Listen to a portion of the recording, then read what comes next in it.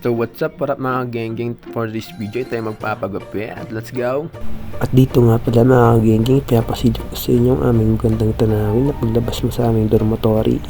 Dito nga pala sama ko daw aming bebe calls. Ito nga pala yung unang genggeng natin at di ko inaasahan, natamaan ko pa ng siko si kuya.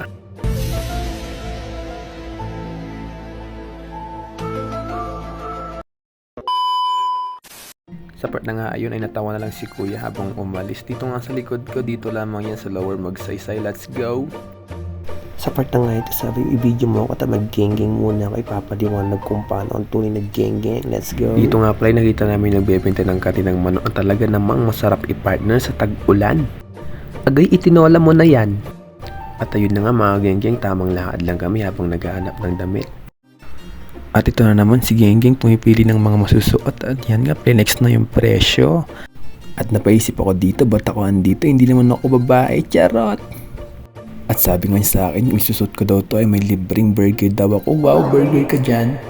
Ayun na naman, nag-flex mga kamburat! At dito nga pala, nag-shortcut na kami kasi malapit na kami sa pagupitan. At kung galing ka sa probinsya at namasyal ka sa Baguio, wag na wag mong kakalimutan dumaan dito.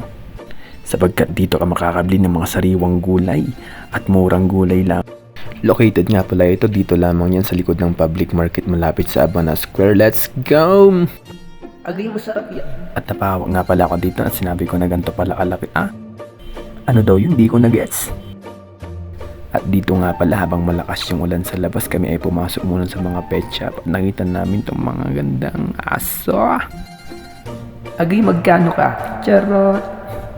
At hindi nga lamang mga aso ang mga nandito, meron din silang mga gapis na iba't ibang huli ng mga fish. Ay, sarap naman yan iulamin. Ay, ano daw? At ang isa naman to ay grabe naman to mga titig. Agay, crush mo ako. Ay, sheesh!